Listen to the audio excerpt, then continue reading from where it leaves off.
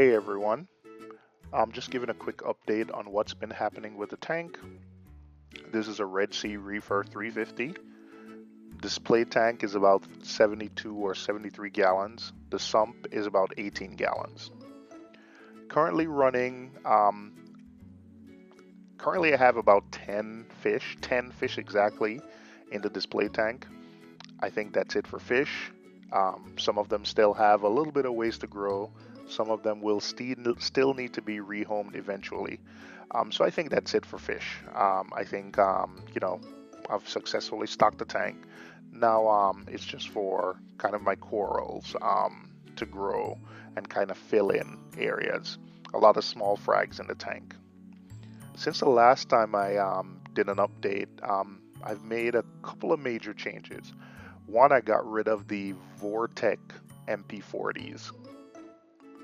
You can see I have pretty large Aquascape, two pretty large islands, and I wasn't able to successfully aim the flow of the MP40s around the rockwork.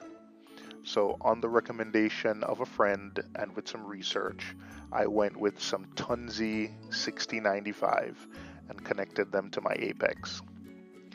Here what you're looking at is the Tomini 6095 on the right hand side, pulsing. They're on the back wall and it pulses, the water kind of flows around the rockwork. I'm really happy with the flow. You're now looking at the Tomini on the left side, aimed at the front glass, slightly angled. Again, it pulses, goes around the rockwork, kicks up detritus. Really happy with it. Very, very happy. I did move the mushroom from the middle back to the front because the clownfish just kept hiding in the back, and by having them in the back, you weren't really seeing them much up front. So I moved them up front, right next to the anemone in the front. My hopes is that eventually, they'll see the anemone and probably want to bond with the anemone. That was my ultimate goal of getting kind of a bubble tip anemone, is having the clownfish bond with it. So I saw someone did a trick where he kind of forced the clownfish into the anemone. I hope it won't have to come to that. So for now, the anemone looks good at the front. The mushroom looks good at the front. The clownfish, I enjoy having them at the front of the tank. I can enjoy them more. So for now, I'll leave it as is. Looks good to me. Looks good to me. Still have to do some tweaking with the power heads because you can see it's really kicking up sand. So maybe I'll have to aim them at the top just a little bit more so it doesn't kind of kick up sand. What you're currently looking at is a new frag. This is a torch coral. It's a purple, the tentacles are purple with a bright green tips. Nice and flowing in the wind. Really happy with it so far. Looking good. Happy with my Euphyllia corals. Up next is my wife is really in love with Euphyllia corals.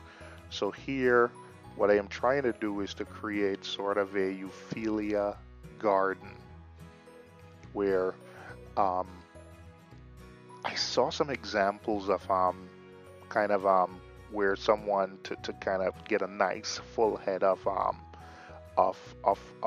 torch coral or a hammer coral, they glue a couple of small frags on one rock, and when it grows in, it looks really good, looks really well done.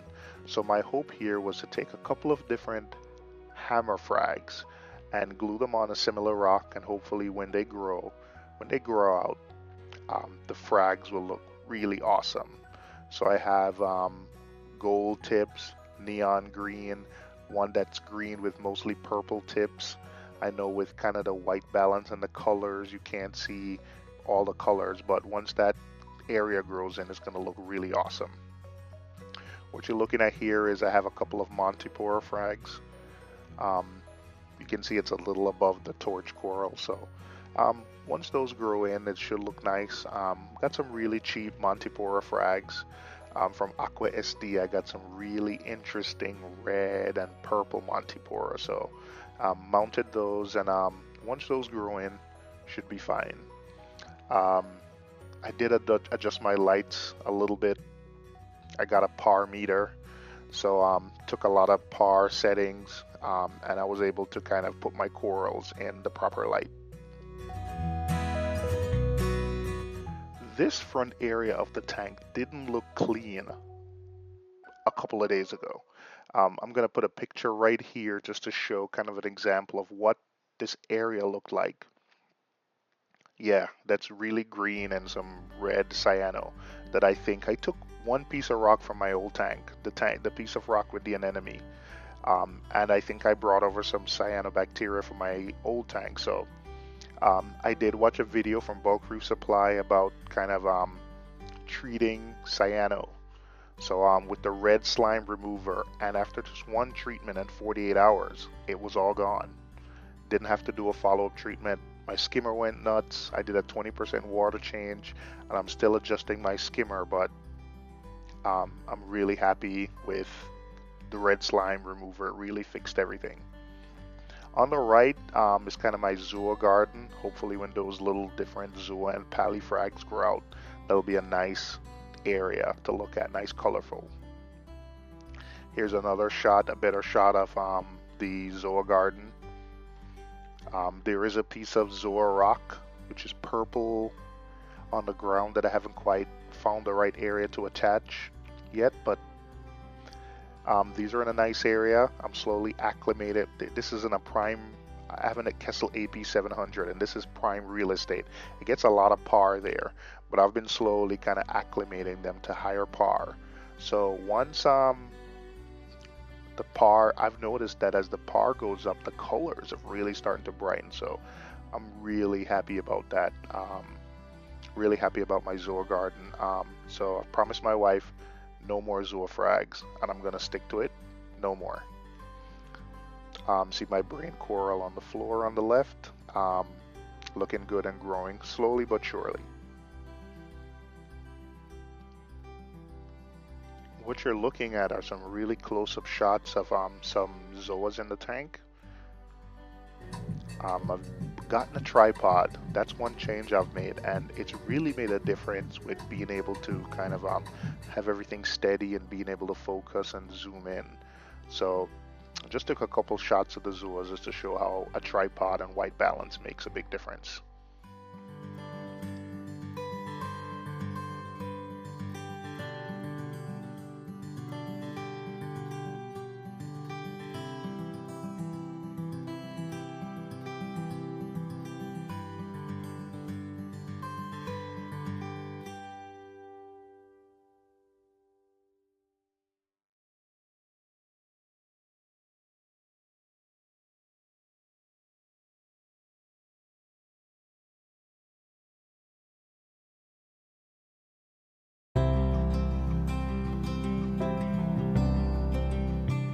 Here is the rock work to the left. You can see my nice mushroom corals kind of overgrowing and overtaking this area. I have a couple different mushroom colors. I have some blue. The colors of the blue aren't as popping as when I bought them. I have red, I have some brown. I got a new type of mushroom coral. You can see it there sitting right in front of you. But they are growing well. A little piece of green star polyp attached itself right above that, but everything in this area is growing, looking fine, looking well. These mushrooms have so much texture. I'm gonna zoom in on them in a minute, and you can see that, yeah, corals are so fascinating. Look at the texture on these mushrooms. Can't wait for these to kind of get bigger, and the starfire glass makes viewing them, gives a big difference. Here is my Duncan coral. This started out, it's growing. I got it a nice spot that it's happy with, flowing in the breeze. Measured the par, gave it the right par that it needed, and it's doing well. What you're looking at is a rock flower anemone that my wife really really wanted this anemone, and I'm kind of happy I got it. Um, I don't think Clownfish hosted well. Um, I I wanted it to kind of dig itself in the sand, kind of up front and center, but it moved and it's happy with that spot and it's sticking there. But the colors have really starting to brighten the last couple of weeks. So really happy about it. It's starting to grow. Hopefully it stays in that spot. I've read that once it finds a nice happy spot, it doesn't usually move. It doesn't split and get all of your tank and can sting corals like bubble tip anemones can. So I'll keep an eye on it. But I do like it's called a rock flower anemone. I'm really happy with it so far, and I like the color. And as it grows out, I like the color that it gives right in, kind of front and center in the tank. Next, we're looking at just a really small frag of a candy cane coral. Just 3 heads, and one of the heads in the back is already splitting. I think this is one of those corals where once it's happy, it can really expand. 1 turns to 2, 2 turns to 4, and it just goes on from there. Really happy with it so far. Nice pop of green. This is my Goniopora. A large hermit crab just went by and messed with him a little bit, so he's a little closed up now. He's fully closed up. But when it's open and the tentacles are flowing in the wind, it's a magnificent looking green color with nice color tentacles, so I'm happy with it. Now let's take a look at what's happening down in the sump. I'm using a Vertex Omega 150 skimmer. Absolutely like it. Love it. Love its performance so far. Right there on the left, as I'm going to point sometime now, is my Skims biopellet reactor. Love it. It's working fine so far. You can see my plumbing. I have a manifold. I have an extra slot that's going to be used pretty soon. Not much to say here, not much change in my sump. I like the sump space with the Red Sea Reefer tanks. Easy to work with, easy to clean, easy to conduct maintenance, and if it's easy, you're more likely to do it more often. What I'm pointing at there is the biopellet reactor. You can see the pellets tumbling. I will be upgrading to a Skims recirculating skimmer, not because I'm not happy with the Vertex, but because of the higher buyer load. I'm just going to get a skimmer rated for a much larger tank, and I've always wanted to try a recirculating skimmer, so I think now is a good time as any to upgrade and try, so we'll see what happens. I'll do a video on it. Here is the right side of the tank. I still need to do some organization here, but the change I've made is I have added 2 dosing pumps. I moved them from the old tank to this tank, dosing calcium and alkalinity. I have a 3rd dosing pump, but I haven't set it up yet. I don't think there's any need for daily dosing of magnesium. So currently I'm using 15 milliliters per day of calcium and alkalinity. And as you can see from some of the shots, you see bits of coralline algae going, and the corals are doing well, so I'm happy with the dose. What you're looking at there is a couple of things mounted. My Vectra return pump, Tunzi controllers, Apex, VDM module, different Apex modules. So away from the water, I could do a better job of keeping this area neat.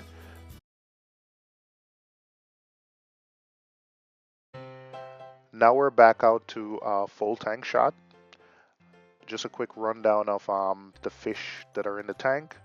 The 2 orange clownfish. I have a regal blue tang. I have a Tomini Tang. I have a flame angel. I have 2 Flasher Wrasses that were added just a couple of days ago, and they're still hiding. So I saw them, but they're just hiding in the rockwork. The Copperband Butterfly, my absolute favorite fish in the tank. And a couple of days ago I rescued with air quotes, a purple tang for my friend. He had it in a 20-gallon tank, and it has head and lateral line disease. But I think in this tank he has more space, more swimming room. He'll be, able to thrive a little bit.